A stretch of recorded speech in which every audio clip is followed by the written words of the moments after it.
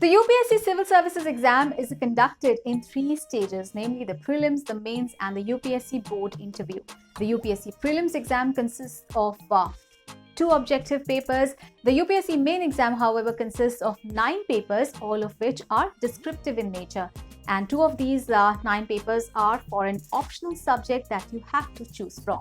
Hello friends, I'm Aishwarya Kapoor with you and you're watching Prabhat Exam, a platform where you can get all the information about each and every competitive exam in our country.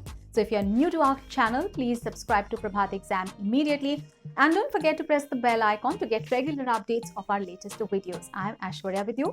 So let us start today's video, which is what are the high scoring optional subjects in UPSC exam. The optional papers 1 and 2 combine a total of 500 marks in the mains paper. And so it is very important for your final tally. So a lot of candidates break their heads trying to figure out the optional subjects that would do them best. Now there are a lot of factors to consider while making the decision. When you select an optional subject, you should keep in mind some points, some factors. First is your expertise or prior knowledge in the subject. Second, your interest and liking for the subject. Third, availability of study material and coaching. And fourth, scoring nature of the subject. Now, some subjects are quite popular and are taken by thousands of candidates. For example, geography, public administration, political science, sociology, history, etc. They're all very popular. And they are popular for various reasons, but you should opt for them only if you feel an inclination for the subject. In general, some subjects are deemed scoring. Now, these include science subjects like mathematics, botany, zoology, engineering subjects, and anthropology to a large extent because of the precise nature of these subjects.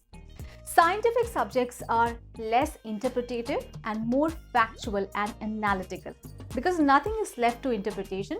So candidates feel that they have a better chance of scoring high here than in the humanities subject. In the science subjects, the examiner's personal biases also do not come into the picture. Geography and geology are also considered scoring because of their scientific nature.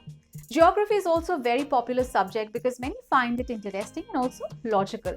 So if you're good with numbers, statistics is an excellent option, but this is advised only if you have a background in it. Humanities students need not worry. At the end of the day, it is interest and knowledge that actually matter.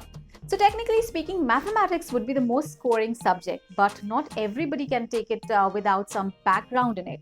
Also, there is no scope for grace marks in it. For example, in a subject like, say, history, if you are faced with a question that you are not too sure of, you may still be able to write at least something in it and get at least a couple of marks, but that is of course not possible in mathematics. Again, some students consider literature subjects like Maithili, for example, to be scoring, but it is imprudent to take this subject if you have not studied it previously or you don't know the language at all. So when you choose an optional subject, you have to consider and remember some points. First is go through the list of optionals offered by the UPSC. See what is your academic background. Do you have an interest in the subject? Do you have some knowledge about the subject? So go through the UPSC previous year papers as well. So in the UPSC Civil Services main examination, which is the favorite optional subject of most aspirants? Any guesses? Well, the most popular optional subject in UPSC Civil Services main examination is geography. So geography is now the most preferred subject among the optional subjects chosen by the candidates, followed by history, public administration, and sociology.